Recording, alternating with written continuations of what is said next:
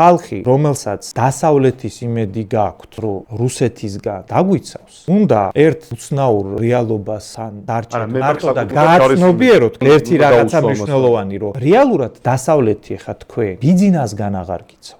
პუტინისგან დაგვიცავს დასავლეთი კი არა. ეხა არის მოცემულობა, როდესაც პუტინის აგრესიისგან კი არა. უკვე განცხადებებს აღარ აკეთებენ, ანუ საქართველოს მაგ დღის წესრიგიდან ამოვარდა. ბიძინაევანის მთავრობას რა ელაპარაკებიან, გასაგებია, მაგრამ არც ქართველ ოპოზიციონერებს აღარ ელაპარაკებიან და ფაქტი ეგ არის, რომ პუტინისგან კი არა, ბიძინასგან ვეღარ გიცავთ უკვე დასავლეთი. რეალობა ეგეთია. ვისი იმედით შენ გააქვს? აი ეს პროდასავლური ფლანგი რო ხართ, რომლებიც დროშებს იგნევთ, წყალი გესხმევათ, ყველაფერი ეგენიც დაგიკითხეს. მე ვერ დავაკნინებდი. პროდასავლური ფლანგის დასაცავად დასავლეთ რამეს აკეთებს? რა თქმა უნდა, ეხა სანქციები შემოდის, მათ შორის თქვენც დასანქცირებული ხართ მე. აი, ეგ ძალიან მნიშვნელოვანია. ნახე, მე ვარ უფრო მძიმედ დასანქცირებული, ვიდრე ბიძინა ივანიშვილი. ეგ არის ყველაფერი, რაც უნდა იცოდე.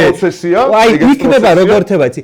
მე უფრო მძიმედ დასანქცირებული ვარ LGBT პრაიდის ჩაშლის გამო, ვიდრე ბიძინამ თქვენო თავზე გადაგიარათ, მაგის გამო არის დასანქცირებული ბიძინა. აი, ეგ არის მთელი დასავლური მხარდაჭერის მასშტაბი, რომ გააცნობიერო დასავლეთის მხარდაჭერა რამხელა არის პროდასავლელი იმას ეგ არის მთავარი მომენტი.